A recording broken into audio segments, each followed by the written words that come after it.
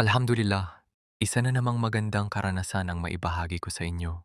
Sa vlog na ito, samahan ninyo akong masaksihan ang Festival mula sa kakaibang pananaw. Gamit ang drone, mula sa Himpapawid, mas makikita ang ganda ng lugar, ang dami ng taong dumalo at ang saya ng bawat aktibidad. Isa sa mga tampok sa festival ay ang pickleball tournament. Kung hindi mo pa ito nasusubukan, ang pickleball ay isang sport na pinagsasama ang saya, disiplina at aktibong pamumuhay. Hindi mahalaga kung bata o matanda ka, dahil ang larong ito ay maaaring laruin ng halos lahat. Bukod sa pagiging masaya, isa rin itong magandang paraan upang mapanatiling malusog ang katawan, mapalakas ang puso at makabuo ng bagong pagkakaibigan. Sa pagkuha ng drone shots, lagi nating tandaan na ang magandang video ay hindi lang tungkol sa mataas, nalipad o mamahaling kagamitan. Mahalaga rin ang tamang pagplano, paggalang sa mga tao sa paligid, at pagsunod sa mga patakaran sa pagpapalipad ng drone.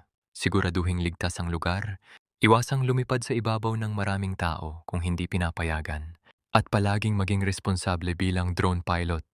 Isa rin sa mga natutunan ko ay ang kahalagahan ng pagiging maaga sa venue. Kapag maaga kang dumating, mas marami kang oras upang pag-aralan ang lokasyon, planuhin ang mga anggulo ng kuha, at makuha ang pinakamagandang ilaw, lalo na sa umaga at hapon. Ang simpleng paghahanda ay malaking tulong para maging mas cinematic ang iyong video. Sa buhay, tulad ng paglipad ng drone, mahalaga ang direksyon. Hindi sapat na basta lumilipad lang tayo. Kailangan alam natin kung saan tayo patungo at ano ang layunin natin. Ganon din sa ating pang-araw-araw na pamumuhay. Magkaroon ng malinaw na layunin, patuloy na matuto, at gamitin ang anumang talento o kagamitan na ipinagkaloob sa atin sa mga bagay na makabubuti. Maraming salamat sa lahat ng organizers, mga players, at mga dumalo na naging bahagi ng masayang kaganapang ito. Naway mas marami pang ganitong aktibidad na nagkakaisa ang komunidad sa sports, pagkakaibigan at positibong pamumuhay.